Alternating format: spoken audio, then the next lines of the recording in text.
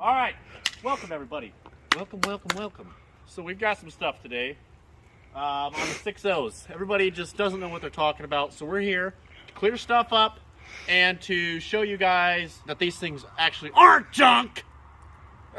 Everybody just doesn't know what they're doing. So you just got to keep them well maintained, and you got to keep them monitored. You got to monitor them. You got to monitor some gauges up there. We'll have to show you some of that. A lot of the major problems that happen to these things are either from maintenance stuff or little things that could have been caught before the major stuff happened. So, yeah, that's what idiots just doesn't know what they're doing. I haven't had any problems with this thing. Now that I say that, it's going to blow up the next time we start it, probably, but probably not, because it's a good unit. It's a very good unit.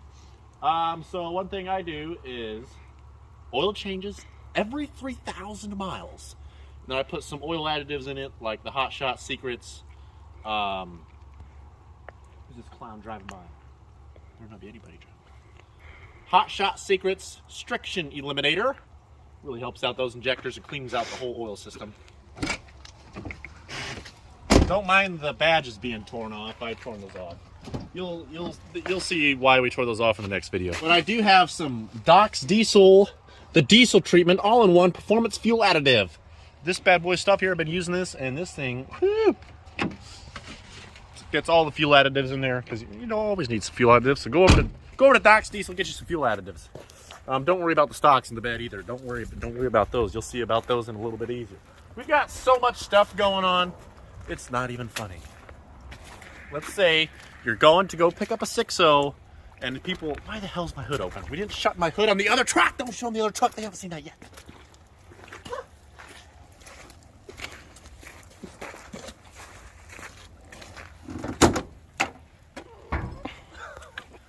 Perfect. Now the whole rain won't get in the motor. But you'll see what's going on with this thing in the next video as well. We've got 45 projects going on at the same time here. All right. So say you're over here to pick up your 6.0. This is a 6.0 that's for sale, and you're out here to look at it. So you get up under here. You're looking at everything, making sure the front end's nice and good up under here. Make sure nothing's loose. Over here, pat the hood. All right, first thing you want to do, you know, checking everything, make sure there's not oil squirting all over the place. You don't want oil all over the place. Just look it out, check it out like a normal idiot. You know, check your trans fluid, smell it, make sure it don't smell burnt. I mean, these trans are pretty much bulletproof as well. Check your oil. So after you go out and drive it for about 5-10 minutes, get it up to temperature, you're going to want to crack this bad boy. See how that had pressure in it? We've had this sitting for probably like a half an hour. So that means your head gaskets are mint because they're holding in pressure. So I'm pretty sure that's how it works. Yeah. So yeah, so if this thing is still holding pressure after 5-10 minutes, your head gaskets are mint. I'll even come out in the morning and there'll still be pressure in it. So that's that. You know, check around the valley of the motor and make sure there's no exponential amounts of oil in there. All right, so another thing you want to look for is it bulletproof? Everybody be asking me, how do you know, Clayton, if it's bulletproof? Well, we're about to show you a bulletproof truck and a non-bulletproof truck, because I actually have both of them here. So what you got to do is you got to come over to, you know, the driver's side valve cover's a little bit easier. You'll see right down there. Okay, there you go. So those there, the 12-point nuts, which those are head studs. So this thing is bulletproofed. That's one thing you want to look for. All right, so here's a non-studded truck. As you can see, it's just got those little bolts on there. Those are just the factory head bolts. Another one right there. Just little factory ones. If it has that and they say it's studded, it is not studded. That is factory head bolts, boy. Some people are asking, what is a bulletproof? All right, so a bulletproofing kit is head studs, oil cooler, head gaskets, dummy plugs, injector seals. But yeah, that's about it pretty much. Heads maybe if you need heads. Yeah, that's about it for the bulletproofing. So here's some mods that are a must on these bad boys, and one of them is this coolant filter. You must have a coolant filter. If you don't, get one. Oil filter cap. Make sure it's not the big, tall, 10-gallon, 5-gallon bucket, 5-gallon bucket cowboy hat type of deal here. You want this nice, short little boy on here because that's the factory. You must have the factory oil cap, or else it's not. Oil's gonna pass right by that filter like it's not even there, because that oil filter cap doesn't pushing it down all the way. I got a billet one because those plastic ones like to bend and they leak oil all over the place. So get you a nice billet one. Change your fuel filters, idiots. I change mine whenever I feel like it's a good time to change the oil, the filters. I don't know, like 6,000 miles or something. I don't know. Just change them when you feel like it, but not like every 100,000 miles. Just like every 10K or something like that. There is 2 fuel filters on this boy. One on the frame rail, the passengers, or there's one on the driver's side frame rail, and then there's one right here next to the oil cap, or the oil filter. Right here is your fuel filter. There's 2, all right? Don't forget there's 2. And then the blue spring kit, this little fuel regulator right here on the side of the fuel bowl, that spring goes bad in there, and it doesn't give it enough pressure to the injectors. So get a blue spring kit, put that on there, the stronger spring, and then you'll have mint injectors for the rest of your life, probably. It's just tiny little things. All that added up to like maybe 200 bucks.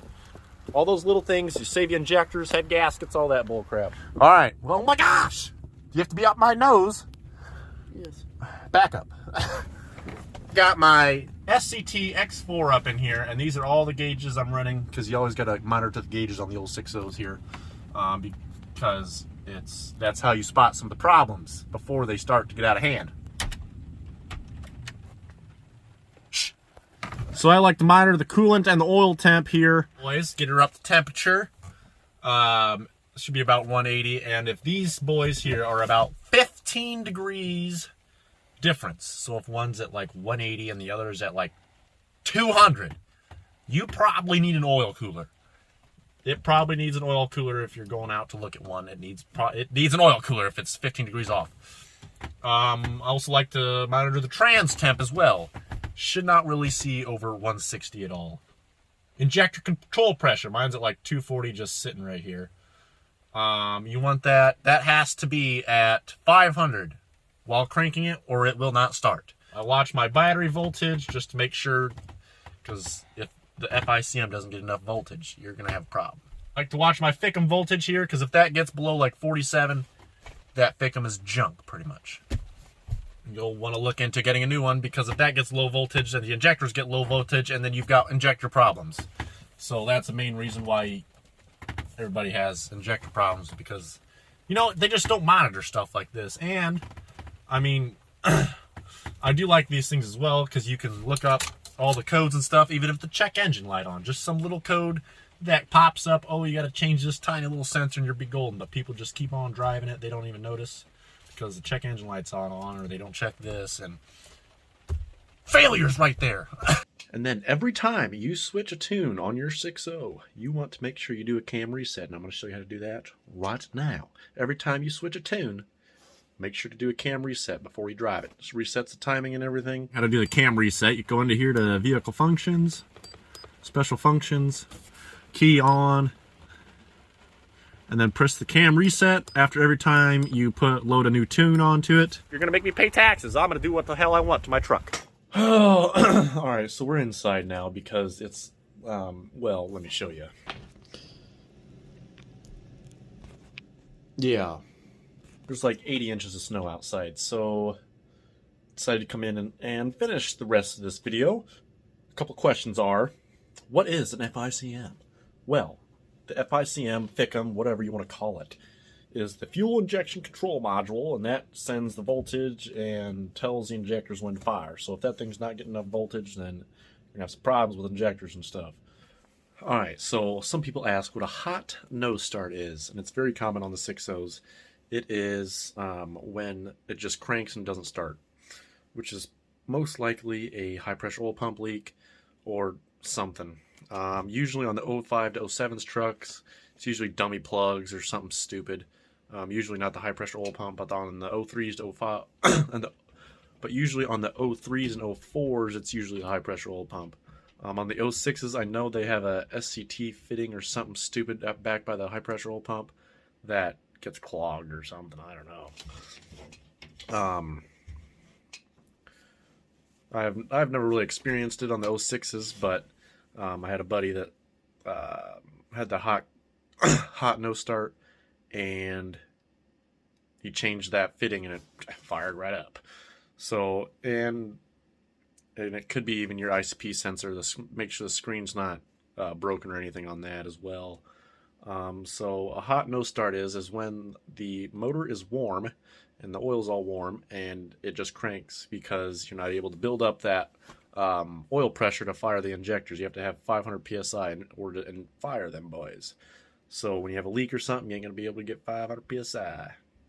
Yeah, but the reason why it starts cold is because the oil is thicker and you're able to build more pressure when it's thicker. But when it's thinner, when it's warm, you're not going to build as much pressure because the oil is thinner.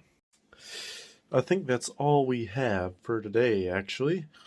I think we went over everything. If I missed anything, let me know down in the comments.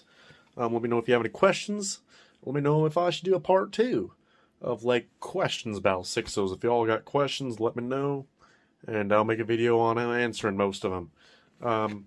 So yeah, hopefully you enjoyed it. Hopefully it cleared up some stuff on it.